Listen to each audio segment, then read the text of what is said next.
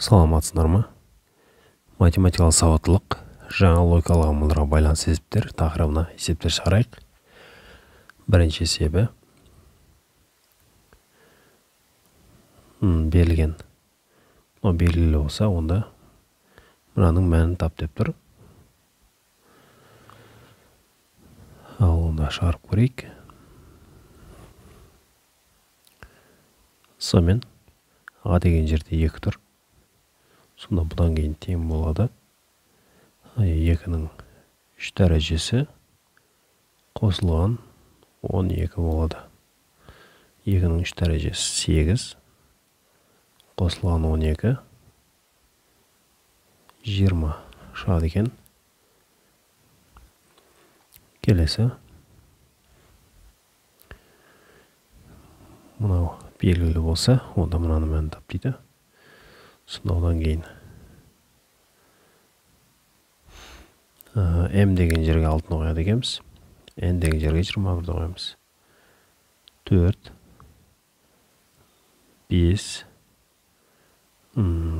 көбейтілген 6 азайтылған 21. Сонда 4 көбейтілген 5 жердегі 6-мыз 30, 30-дан 21-ді азайтсақ 9. Жақшаның ішінде 9 шығады екен. 9 жердегі 4-міз 36 болады екен. Тура солай. Мұның мәнін табуымыз керек. Енді бұл жерде 2 рет амалдарды орындап тұрық. Жақшаның ішін бірі орындап оламыз. С деген жерде 12 тұр. 1 деп қойын. 12 бөлімінде 2. Д деген жерде бізде 2 тұр. Сонда 12-ні 2-ге қысқартып жіберсек 6 болады. 6-ны көбейтеміз 2-ден 1-ге. Тағы да қысқаратты 3 болады екен. Ал енді екінші. Осы 3 және 4-ге тура осындай амалды орындайтын боламыз. 3 бөлімінде 2 бөлінген 4. Егер бөлу амалы болып тұрса, ол бөліміне көбейтіп жіберсек те болады. Сонда 2-ні 4-ге көбейтеміз. 8-ден 3 болады екен. 4-ші берілген амалдар мына нәрсе орындалса дейді, онда шарт болса, мына белгінің орындағы амалды тап деп тұр екен. Сонымен біз мына бөлуді не екенін көрсетіп болсақ, А бөлінген бұны біз бұлай бөлшек түрде жазсақ болады. Ал енді бөлу амалын тағы да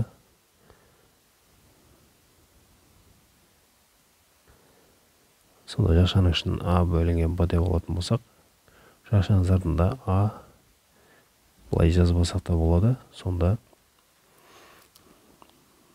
А бөлінген бұны көбейтеміз 1 бөлінген Аға. А мен А қысқарып кетсе 1 бөлінген Б қалай деп тұр екен. Сонымен А қосылған 1 бөлімінде Б мына амалдыр. А бөлінген Б. Осы нәрсе неге тең болады екен. Енді қандай амал қойған кезде? Енді бізге мынаған тең болып тұр ол 1 бөлінген Б-ға. Енді қай кезде 1 бөлінген Б болады? Енді азайту амалы тұрса, себебі А-дан азайтылып кетеді. Сонда А плюс 1 минус А болады. Бөлімінде Б бар. А мен А жойылып кетсе 1 бөлінген Б. Демек, азайту деген амал болу керек. Жаңа логикалық амал келесі өрнекпен анықталған болса дейді, онда тура алдындағы есептер сияқты алымда 2-ні қосамыз, бөлімінде азайтамыз. Сонда 7-ге 6-ны қосамыз. 7-ден 6-ны азайтамыз. 7-ге 6-ны қоссақ 13, 7-ден 6-ны азайтсақ 1, демек 13 болады екен. Енді 13 пен 3-ке тура осындай амалдарды орындаймыз. 13 қосылған 3, 13 азайтылған 3. 13-ке 3 қоссақ 16, 13-тен 3 азайтсақ 10. 16-ны 10-ға бөлсек 1,6 болады екен. 5-ші тура солай. Мына нәрсе белгілі болса, онда мынаны табуымыз керек. Сонда с деген жерге 10 қоямын, д деген жерге 4 қоямын. 2 көбейтілген 10, қосылған 3 көбейтілген 4. Бұлар жақшаның ішінде тұрыр. Бөлу 4 болып тұр. 2-ні 10-ға өйтсек 20, 3-ті 4-ке өйтсек 12. Қосындысы 32-ні береді. 32-ні 4-ке бөлсек 8 шығады екен. Келесі. Мына нәрсе белгілі болса, онда мынаны тап деп тұр. А деген жерге 7 жазамыз, Б деген жерге 9 жазамыз. Сонда 7 азайтылған 9. Бөлімде 7 қосылған 9. Түбірдің астында тұр. 7-тен 9 айтсақ минус 2. 7-ге 9 айтсақ 16. Ал енді түбірдің астынан 16-тан бізде 4 шығады. Алымда минус 2. Қысқартып жіберсек, минус 1 бөлінген 2 десек болады.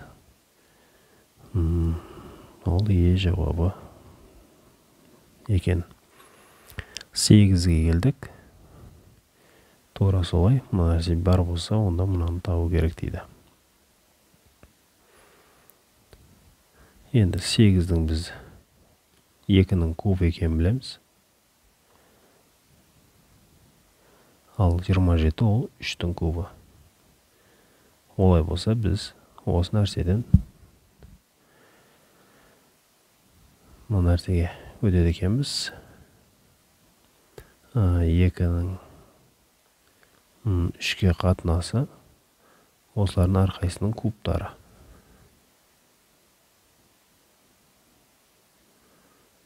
Осы санымыздың 3-тен 2 дәрежесіне шығаруымыз керек. Сонда екеуінде де 3 дәреже болғандықтан жақшаның сыртына шығарып жіберсек болады. 3-тен 2-нің 3 көбейтілген 3-тен 2 дәрежесі. 3 пен 3 қысқартып жіберсек, 3-тен 2-нің квадраты болады.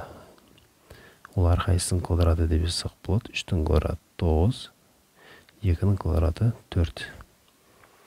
9-дан 4 деген А жауабы дұрыс екен. Мынау бар болса, онда мынаны тап дейді. 9 есепте А деген жерге 4 жазайын, Б деген жерге 3 жазады екенбіз. 4 қосылған 3 квадраты 4 азайтылған 3. 4-ке 3 қоссақ 7, 7-нің квадраты көбейтілген 1. 7-нің квадраты 49. Б жауабы дұрыс екен. 10 есепке келдік. Егер мына нәрсе бар болса, мынаны тап деп тұр екен. С деген жерге 3 жазам, Д деген жерге 2 жазам. Сонда 3-тің квадраты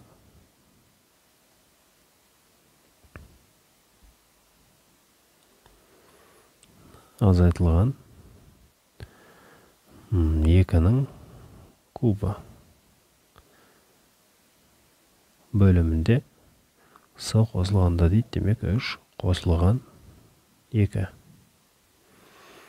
Ал енді 3-тің квадраты бізде 9. 2-нің кубы 8. 3-ке 2-ні қоссақ 5. Сонда 9-дан 8 айтсақ 1. Бөлімінде 5. Д жауабы дұрыс екен. Жаңа логикалық амал. Мына нәрсе белгілі болса, онда мынаны табу керек. С дегеніміз 4. С деген жерге 4 жазамыз. Д деген жерге 18 жазамыз. Сонда 4 бөлінген 2 қосылған 18 бөлінген 3. Бөлінген 4 болып тұр. 4-ті 2-ке бөлсек 2, қосылған 18-ді 3-ке бөлсек 6 бөлінген 4, 2 алтын алсақ 8, 8-ді 4-ке бөлсек 2 шығады екен. Келесі мынаны бірінші тауып алайық. А деген жерге 4 жазамын. 4 қосылған 5, 5 азайтылған 4. Сонда бізде 9 болады екен. Екінші 9 бен 3-ке турасында әрекет жасау керек. 9 қосылған 3 бөлімінде 3 азайтылған 9. Сонда 9-ға 3 қоссақ 12. 3-тен 9 азайтсақ минус 6 болады. Сонда 12-ні минус 6-ға бөлсек минус 2 болады екен. Келесі бағандарды салыстыруымыз керек екен.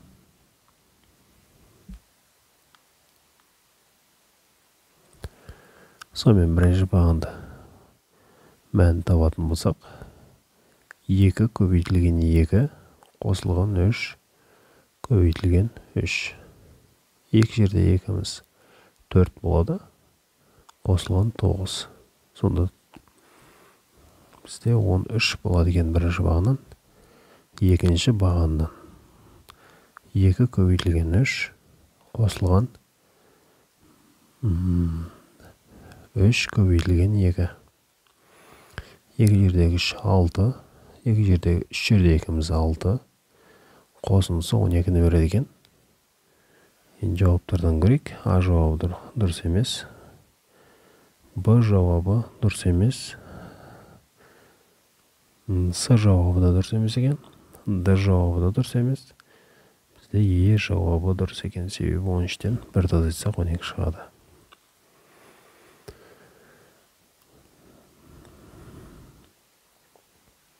Сонымен мына нәрсені біз жазып алатын болсақ, бұдан шығатыны А азайтылған Б бөлімінде А квадрат көбейтілген Б азайтылған Б азайтылған А бөлімінде Б квадрат көбейтілген А болады екен. Бұдан ортақ бөлімге келтіретін болсақ, ол А квадрат Б квадрат. Ал енді бірінші бөлшектің алымына толықтауыш көбейткішіміз Б-дан тиеді. Екінші бөлшектің алымына толықтауыш көбейткіш А-дан тиеді. Сонда А-ны Б-ға көбейтетін болсақ, АБ болады бірінші. Азайтылған Б квадрат. Келесі А-ны Б-ға көбейтетін болсақ, АБ алдында минустан бас тұрғандықтан минус АБ болады. А-ны минус А-ға көбейтсек, минус А квадрат алдында тағы да минус болғандықтан плюс А квадрат болады екен. Енді алдында қысқаратындар АБ мен минус АБ қысқарып кетті. А квадрат минус Б квадрат қалды алдында. Бөлімінде А квадрат Б квадрат. Сонда жауабы бізде Д шығады екен. 15-ке келдік. Берілген нәрсе белгілі болса, онда мұнаның мәнін табуымыз керек екен. А деген жерге 4 жазам, Б деген жерге 9 жазам. Сонда бізде 4 бөлінген 9-дың 2-ден 1 дәрежесі екен. 2-ден 1 дәрежені түбір деп түсінсек те болады. Немесе 4-тің, ол 4-ті біз 2-нің квадраты деп жазсақ болады. 9-ды 3-тің квадраты деп жазсақ болады. Осы санымыздың 2-ден 1 дәрежесі. Екеуінде де 2 дәреже болғандықтан жақшаның сыртынан шығарып жіберсек болады. Сонда 2 бөлінген 3-тің 2 дәрежесі көбейтілген 2-ден 1. Бөлшектерін қысқарады. 2 мен 2-ден 1-іміз 1-де береді. Сонда 3-тен 2 деген жауап болады екен. 16-ға келдік. Мына нәрсе белгілі болса, онда мұнаның мәнін табуымыз керек екен. С деген жерге 4, Д деген жерге 3 жазады екен. Сонда 2 көбейтілген 4, азайтылған 3 көбейтілген 3 болады, көбейтілген 2 бар. 2 жердегі 4-іміз 8, 3 жердегі 3-іміз 9, 8-ден 9 айтатын болсақ, минус 1 болады, минус 1-ді 2-ге өтсек, минус 2 болады екен. 17-ші есепке қарайық.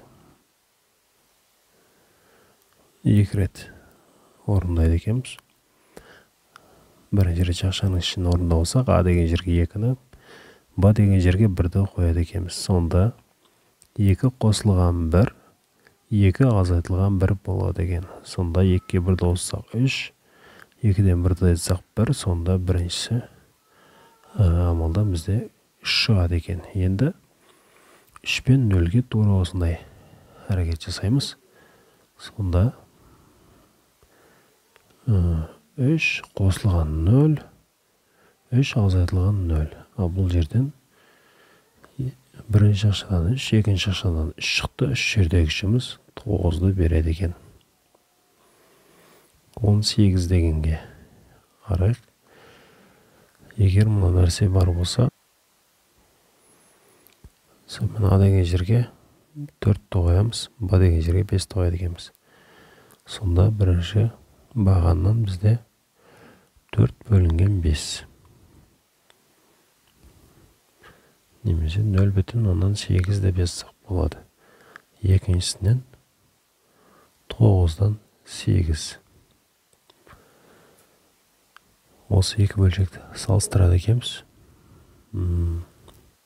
Екеуі тең емес.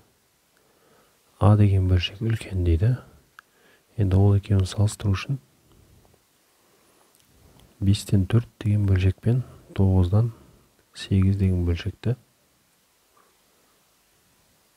екеуінде ортақ бөлімге келтіреміз. 9 бен 5-ге ортақ бөлім 45.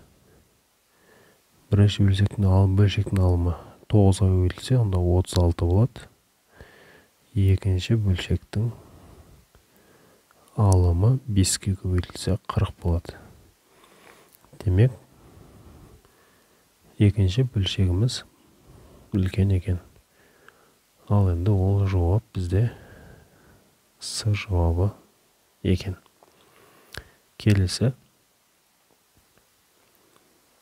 берілген тұжырымдардың дейді дұрыс немесе бұрыстығын анықтаңыз дейді. Мұндағы логикалық амал дейді. Бірінші амалды орындасақ, онда А деген жерге 2-ні қояды екен. 2 көбейтілген 2, азайтылған 3 бөлімінде 2. 2-ні көбейтсек 4 болады, 4-тен 3-ті азайтсақ 1. Сонда 2-ден 1 болады екен. Бірінші тұжырым дұрыс екен. Келесі 2-ні көбейтемін 2-ден 1-ге. Азайтамын 1-ді. Бөлімінде 2-ден 1. Мұна жер бізде 1-ге тең, 1-ден 1-ді азайтсақ 0. Ал енді алымы 0 болғандықтан бөлімде 2-ден 1, ол 0-ді 2-ден 1-ге бөлсек 0 шығады. Сонда бұл тұжырымда дұрыс екен. Келесі, бұл тұжырымды тексеру үшін мына нәрселерді орындауымыз керек екен. Сонымен 2-ні көбейтемін 2-ге, азайтамын 6-ны. Бөлінген 2. Сонда 2-ден 2-ні көбейтсек 4, 4-тен 6-ны азайтсақ минус 2. Минус 2-ні 2-ге бөлсек минус 1 болады екен. Ал енді минус 1 мен 1-ге осы әрекет жасаймыз. 2 көбейтілген минус 1. Азайтылған 1. Бөлімінде минус 1. Минус 2-ні минус 1-ге өтсек минус 2. Минус 2, минус 1-іміз минус 3-ті береді. минус 1 дегеніміз сонда 3 болады екен. Сонымен бізде теңдіктің сол жағында 3 болды. Енді оң жағындағы санды тауып көрейік. 2-ні көбейтеміз 2-ке, азайтамыз 1-ді. Бөлінген 2. 2-ні 2-ке өйтсек 4, 4-тен 1-ді азайтсақ 3, 3-те 2-ке бөлсек 1,5 болады екен. Ал енді 1,5 мен 6-ға осы нәрсені орындайтын болсақ, 2 көбейтілген 1,5 азайтылған 6 бөлінген 1,5. 2-ні 1,5-ға өтсек 3 болады. 3-тен 6-ны азайтсақ минус 3 болады. Минус 3-ті біз бөлеміз 1,5-ға. Сонда бізде болады екен минус 2. Демек, бұл жерде теңдік орындалмады. Бұл тұжырым дұрыс емес екен. Сонымен жауап бізде дұрыс, бұрыс деген жауап болады екен. Ол бізде жауабы дұрыс. Келесі жаңа логикалық амал берілген дейді. Заңдылығымен есептеледі дейді. Мұнаны мәнін табуымыз керек. X деген жерге 7-ні, Y деген жерге 4-ті қояды екенбіз. Сонда 2 көбейтілген 7 азайтылған 3 көбейтілген 4. Бөлімінде 7 қосылған 4. Сонда бөлімінде 11, екі жердегі 7-міз 14, азайтылған 12. 14-тен 12-ні азайтсақ 2 болады. Бөлімінде 11. С жауабы дұрыс екен. Сабағымыз аяқталды. Сау болыңыздар.